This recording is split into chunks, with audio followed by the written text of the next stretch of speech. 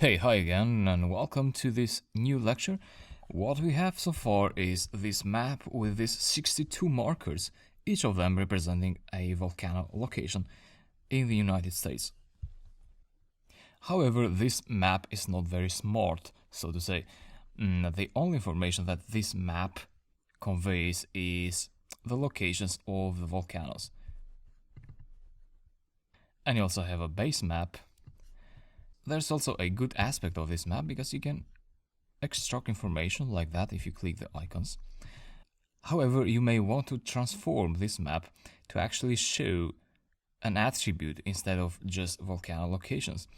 The way to do that, there may be different ways, but that's up to your knowledge about cartography. But I could make the map show an attribute here. For example, I could change the colors of these markers to actually show the elevation range. Let's say we can categorize these markers into three colors. Let's say green, orange, and red. Green would be for elevations from 0 to 1000 meters, for example, or 2000 meters, and orange would be from 2000 to 3000 meters, and then red markers would represent volcanoes with an elevation of higher than 3000 meters. So how do we do that with Folium? Let's get back to Atom. Here is our code, what we have so far. Currently, what we're passing to the icon argument is a color argument with a value of green. So basically what we need to do, we need to make this dynamic so that the color changes depending on the elevation.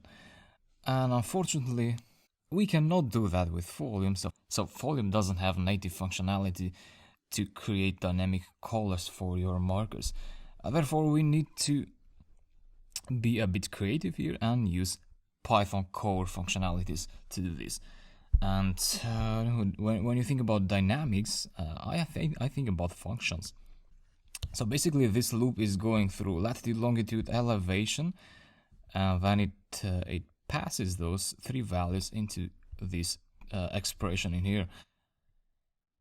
However, color is being passed as a string always. But how do I change it depending on the elevation, for instance? Well, the way to do that is by creating a function that gets as input elevation, and then it does some actions inside the function, then it returns a color depending on the elevation value. So you can say, if elevation is less than this, give me green color, a green string here, and so on and so forth. So to give you an idea, the way this would work is, let me write the function here. This would be a good place to do that before creating the map object. But always you need to create the function, because I will be calling the function in here. So you need to create the function before this expression. So from here and upwards. I'll be creating that in here. Let's call the function color producer. Let's keep it simple for a while just to demonstrate you how this would work. So let's keep it very simple.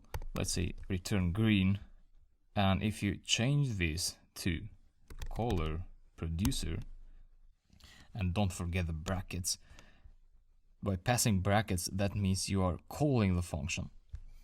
If you don't pass the brackets, that means you're just calling the function name and you are not executing the function. So I'll just keep it like that and go ahead and execute map1.py. Alright, reload and you'll get the same thing, right? Because what happens is that this thing in here, this function call, will be equal to whatever you return here. So the type of this object is actually a string. So it's exactly the green string. Therefore, now you can add some conditionals here. Basically, you need to pass an input here. So elevation, let me write whatever variable you like. I'll write elevation, and here you need to pass L. So L for let lon L, so, let's say we have 62 rows in the data table, and the for loop will go through the first row of the table. It will get elevation and it will pass it to this function call. So the function will pass L into elevation, and then you say here if elevation is less than 1,000, then you want to return green for elevations less than 1,000 meters. If elevation is between 1,000 meters, so it's greater than 1,000 meters or less than, let's say, 3,000 meters, return orange. Else return red. So red will be returned if none of these conditionals is satisfied, which means elevation is neither less than 1,000 meters nor between 1,000 and 3,000 meters, which means what is left is greater than 3,000 meters. In that case, we will return red. For finding out those values, actually, you need to do a little bit of data exploration.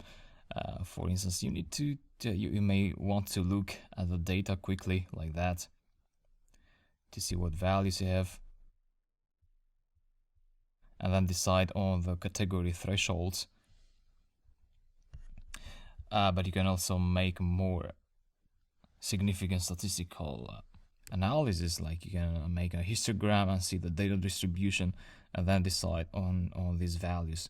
But let's keep things simple and let's decide on these values. Okay, I'll save this, check if everything is in place just quickly. Yeah, let me try the code.